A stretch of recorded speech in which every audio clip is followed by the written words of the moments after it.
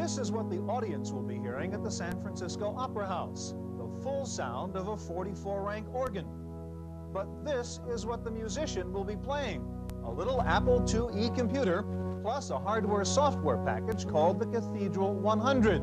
Computers can make beautiful music, as we'll find out today on this edition of the Computer Chronicles.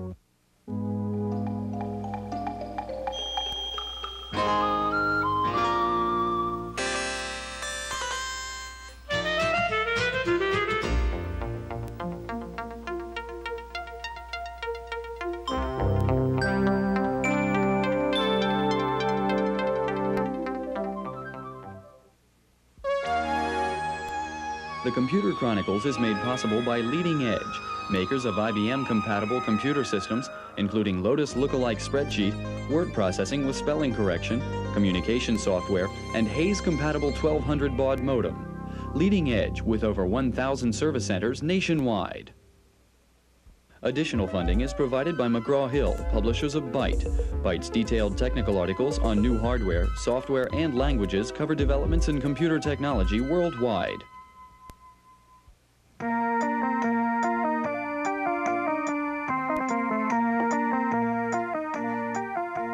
Welcome to the Computer Chronicles. I'm Stewart Cheifet. This is Gary Kildall. And Gary, this is the Casio SK1. These computer keyboards have really come a long way in 2 years since we last did a show on computers and music. This little thing costs about $100. It does all the usual things. It has a built-in synthesizer. And watch what else this little guy can do. It has a digital sampler so that... Computer Chronicles. Computer Chronicles. Computer Chronicles. Computer Chronicles. You can do anything you want with this keyboard. It's quite amazing. It seems to me one of the reasons computers and music have moved along so quickly has been because of the establishment of a standard, in this case the MIDI standard. Well, Stewart, the whole personal computer industry is really based upon standards, starting with the floppy disk in the early 70s, RS-232, the IBM motherboard, processors, operating systems, languages, all these things are basic standards that we've all adhered to. The MIDI standard is going to give us a whole bunch of new, interesting, and fun applications, I think. We're going to see some of those today. We'll take a look at the Commodore Amiga, the Atari ST, see what kind of music you can get out of those machines. We'll look at the new Apple IIgs and see how good it is with music and sound. We're going to start out by going to a computer expo, which had a concert featuring a Macintosh. Gary Leuenberger is a musician, a composer, a writer, and a performer. With a synthesizer, he can mimic any traditional instrument and invent a few new ones as well. The equipment that makes it possible is a combination of software and hardware that communicates with his synthesizer through a musical instrument digital interface, or MIDI port. The process begins on a Macintosh screen with a program called Professional Composer to lay the foundation of the piece. The program counts out and automatically numbers the measures, creating a musical sketch on which to place notes. Gary can then move directly to his keyboard, the output of which feeds into the Mac, again through a MIDI port. Once the rough draft is in the machine's memory, it can be played back and manipulated. Gary uses a digital sequencer with 8 MIDI ports to assign the different voices to 8 separate synthesizers. If he adds a drum part, the MIDI clock will synchronize the beat to the tempo of the piece. I start the drum machine and I start When the fine-tuning is completed, the MIDI data goes to a Yamaha digital sequencer, which controls the playback of the completed piece through the 8 synthesizers. Gary can still change the piece at any point or play along in real time. Synthesizers began to appear in the 1960s and found a special niche in the musical world over the next decade. Now, with the advent of MIDI, electronic music can take center stage.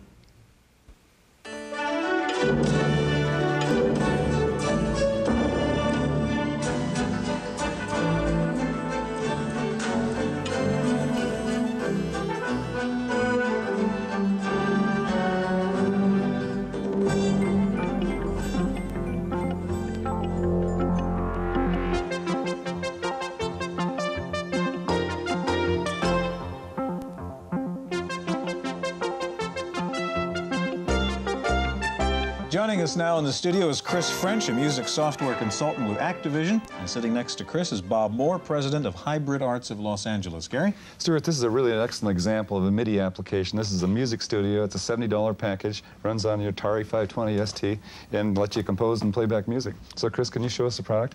Sure, I'd be glad to. Most of the operations are done just with the mouse alone. The cursor... that feedback we're hearing is real-time feedback as you move a note on the staff? That's right. As you move the note up and down the staff, you can hear the computer play that note, and it also tells you from the message board what the note is. I can select most music notation, measure bars, ties. I've got 15 different instrument colors to work with to distinguish one sound from another. I've got triplets, accents, dotted notes, and here I can select all the notes from a whole note to a 30-second note, and that's with tempos from 57 quarter notes a minute to 200 quarter notes a minute, which is quite fast. Here we have rests.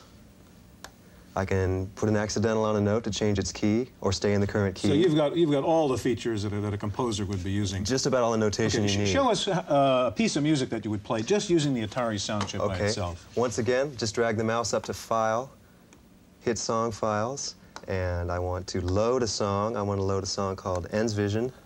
Which you wrote? Yes, I composed this. Okay. I made up my own sounds with the software and then composed with them. Okay. Each different color here is a different sound. So now take the mouse, the cursor down to scroll, and the music will scroll.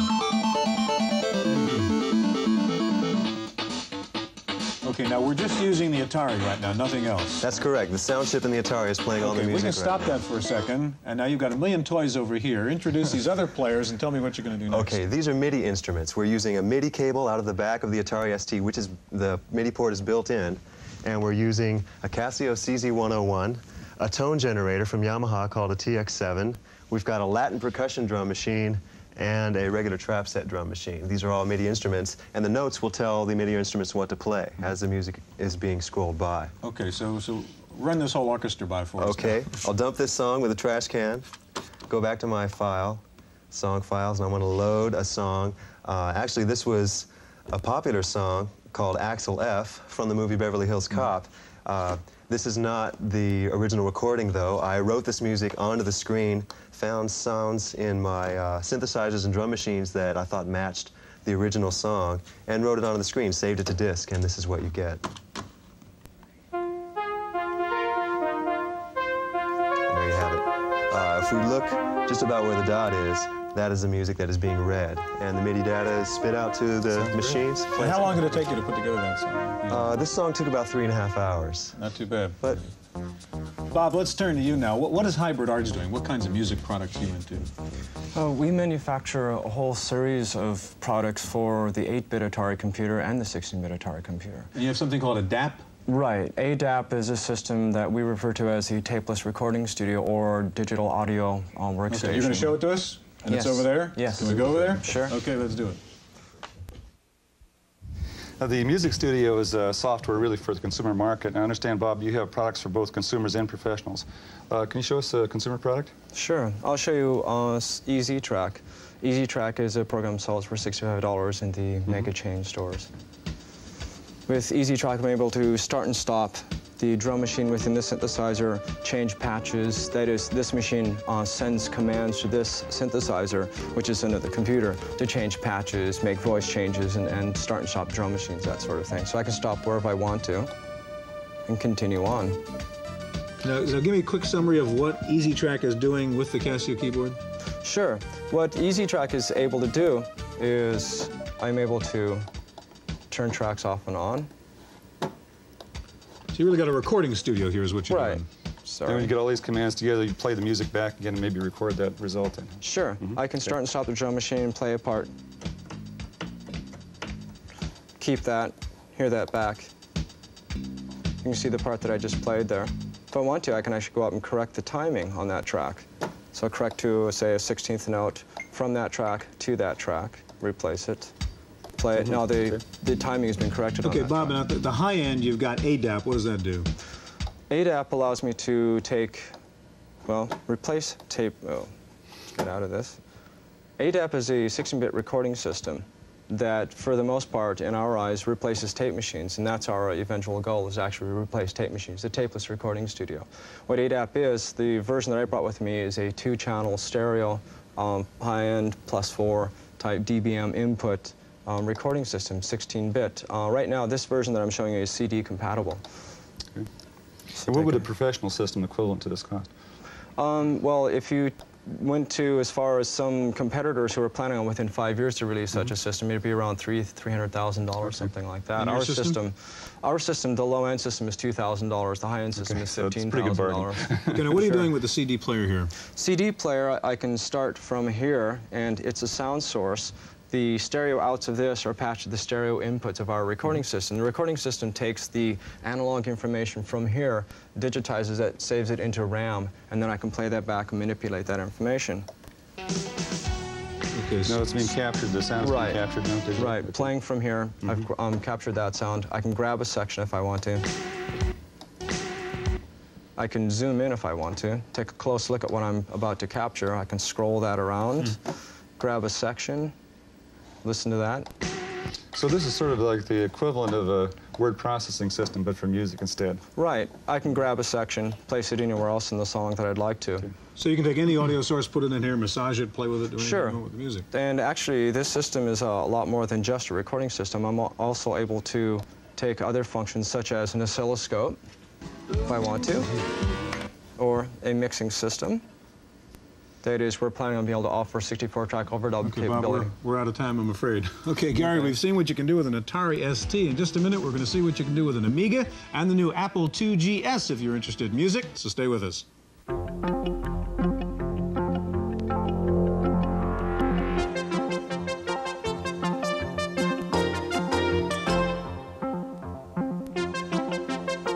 We've now replaced all the major machines here for another demonstration. We have a new human being, and that's Chris Potter of Memetics Corporation, a new synthesizer, the Yamaha DX100, and a new computer, the Commodore Amiga. Now, Chris has a hardware and software product here called Soundscape, and can you show it to us? Sure. Soundscape offers a recording environment. It's actually a music operating environment that allows me to play up to 16 external synthesizers, as well as using internal sampled sounds. I've got a little piece in here that I'll play. You can see it playing on the player piano, and what I'm hoping to do is take the sound of the organ and replace it with the sound of this wine glass here. Now, this sound's coming internally from the Amiga. These are all internal sounds. I'm not really using the DX100 at all. So go in. As I choose different options here, you can see the various menus pop up, and there are many, many options within the Soundscape environment. I'll go into sample, and that's the current sound of the organ that was in there. And I'm going to go in and sample the wine glass. Should have the wine glass here. So you just created a new voice, essentially. Right, and I got to remember to turn off looping here. There we go. And you can see it says new sample up here. And now I'll play back the piece. And we have the wine glass on there. The Amiga is particularly well suited for this because it has 4 digital analog converters in it, so it can play back sounds very well. Also, in addition, as I'm playing the sound, I can have a background task, and here I have some of the Amiga's graphics running in the background, and these could actually be edited and played around with. You know, I could actually go in and play with the pictures. How does that sample compare with, say, the sample you find in a compact disc audio? How do you mean? Well, is it a better quality sample? Oh, I would say it was less quality sound, but it's perfectly adequate for the home studio. You're able to do, you know, sample anything, sample your cat and things like that. Chris, what's the cost of Soundscape, the system? The Soundscape system's $149 for the system, and that includes all the modules you're seeing. The sampler itself is a small box here that plugs right into the port, and it's another $99 with software. So this could be used by the amateur musician at home or even a more professional musician? Yes, it's already being used by several professional musicians. It offers unlimited overtrack capability, limited only by memory, and since you can go up to 8 megabytes. And we're limited by time. Yes. Thank you very much. And Gary, we're going to go take a look now at the new Apple IIgs and see what kind of music we can get out of it. Thank Let's you. go. Thank you, Chris. Sitting here patiently waiting for us has been Curtis Sasaki. Curtis is the product manager for the IIgs at Apple. Stewart, we've seen a lot of attention given to the Amiga and the Atari because of their sound processing capabilities, and now we get a chance to see the recent offering from Apple. It's called the Apple II GS. I guess the G stands for graphics and S for sound. Can you tell us about it, Curtis? Sure. What we've done is we brought over the Ensoniq sound chip from a Mirage keyboard and put it as part of the Apple II GS. So that allows us to do both digitizing and synthesizing of songs and music. What I'll play you is a sample off of a compact disc player. Okay, so this was a digitized signal off a compact disc stored in memory? That's correct. GS? Okay. You can either store it in memory or save it onto a floppy disk. Mm-hmm. What's the capacity? How much can you store? How much can you digitize? You can digitize up to as much memory you have into the system. The Apple II GS, you can have up to 8 megabytes of memory. So you can have a waveform of that length. Now this particular sequence is how long, this segment? This is about 600K in length. And that's how many seconds? About 28 seconds. 28 seconds, okay. And this demonstration you're showing us, this isn't a particular software product. This is just a demonstration program to show us how you can digitize sound. So that's people correct. aren't going to go out and buy this particular thing, whatever it is. Okay, what about the synthesizing end? In synthesizing, you're probably familiar with a program called Music Construction Set that was brought out on the original Apple II. The programmer, Will Harvey, has had quite a bit of fun with the new machine and the Ensoniq sound chip. Now, the idea of the music construction set is to, you basically can make up the music yourself on the machine, then play it back digitized, and then play it back again? Actually, you compose music on a music sheet, as you see on the screen here. Let me load in a sample. So you're pulling up a file of a song that's already been written? That's correct. So you can see the notes on the screen. And there's the score. We'll say and you can play it. Okay. And all those icons on the right would be your usual composition maneuvers and controls you would have if you wanted to write that music. And again, the big difference between what you can do now and what you could do with Music Construction Set on the Apple IIe is what? The original version on the Apple II allows you to play 4 voices. This allows you to play 15 voices all at the same time. How does that sound processing compare with the Atari and the Amiga? Well, we believe we have a very powerful horse-powered engine in here that allows you to play back that many voices all at the same time. Okay, Curtis, thank you. Now we've seen what the Apple II GS can do. We've seen lots of computers that can play music. Now we're going to take a look at a computer that can listen to music. Wendy Woods has that report from Stanford. Researchers at Stanford's Center for Computer Research in Music and Acoustics are trying to imitate the human ear with a computer program. Specifically, the computer must not only hear the music, but distinguish between several notes or harmonics played at once. In this experiment, a piano solo was recorded through a microphone onto tape. Researchers wanted to find out if the computer could play back the performance with the identical pitch, rhythm, and harmonics. The experiment required artificial intelligence, so the powerful programming language called Lisp was employed. The research entails trying to find algorithms which, say, imitate how our ear understands musical signals. So using Lisp, we have a good workbench or toolbench for this kind of experimentation. The tools also included a mini computer, signal processor, and a synthesizer. This was the result. The piano is heard first, followed by the computer's reproduction accompanying the piano music.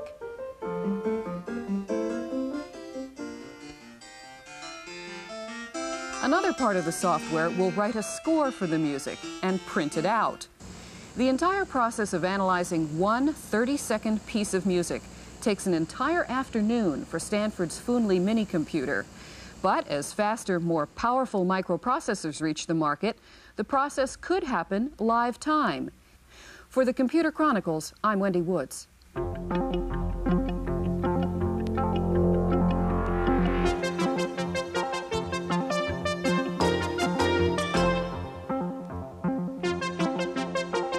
Joining us now in the studio is David Schwartz, president of Compusonics of Palo Alto, California. And back with us is George Morrow, our frequent commentator and sometime host here. Stewart, I just wanted to mention we finally got all the computers on it. We got an IBM PC now.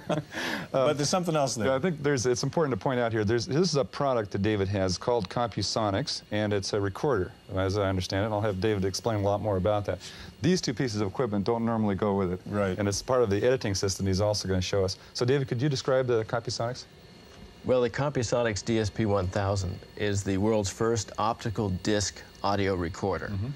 So unlike tape recorders or any other type of recording device you've ever seen before, this machine records on rotating computer memories, discs.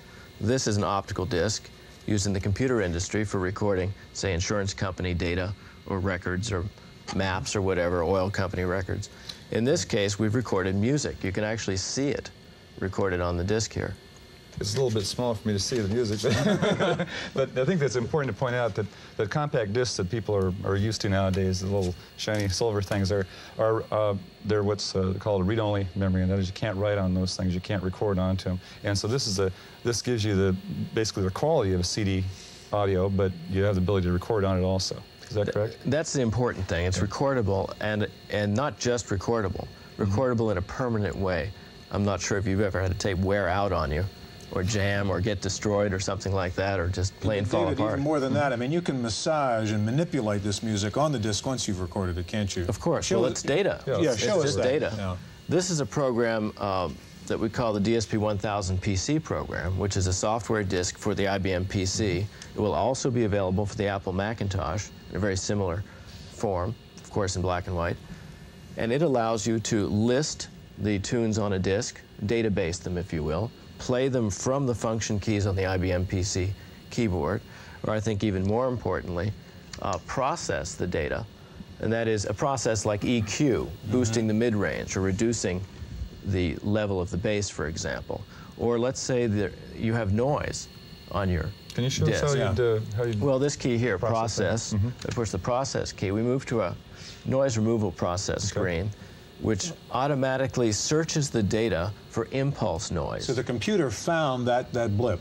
Exactly. This right here is probably a scratch on the record that was recorded, of course, in the data on the disk.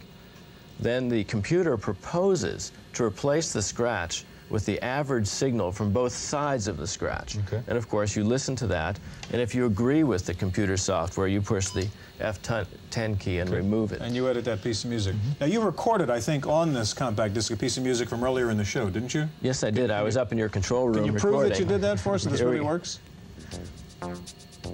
Here we go. Okay, and that's a piece of music we heard earlier in the show. That was a MIDI synthesized piece, synthesized in a computer and then fed out analog and right into the input jacks on this machine. George, I want to ask you, now I know you're a collector of 78 records with lots of scratches on them. That's right. What do you see you could do with something like this?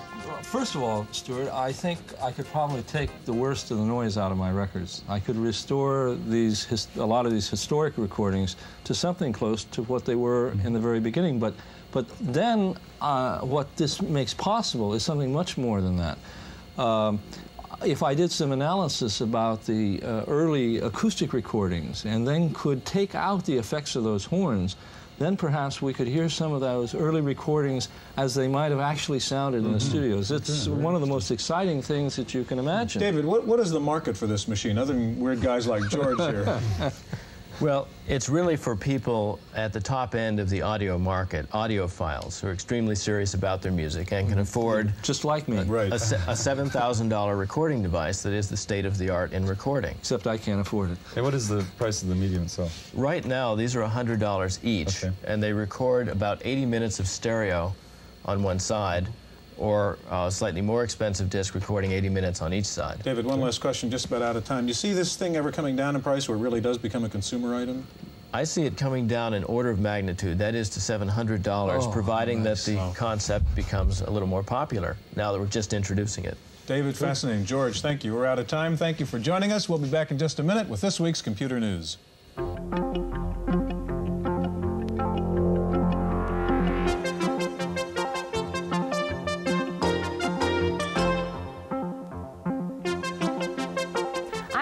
Chase, sitting in for Stewart Cheifet. In the random access file this week, look out for Commodore's latest promotion of its Amiga computer.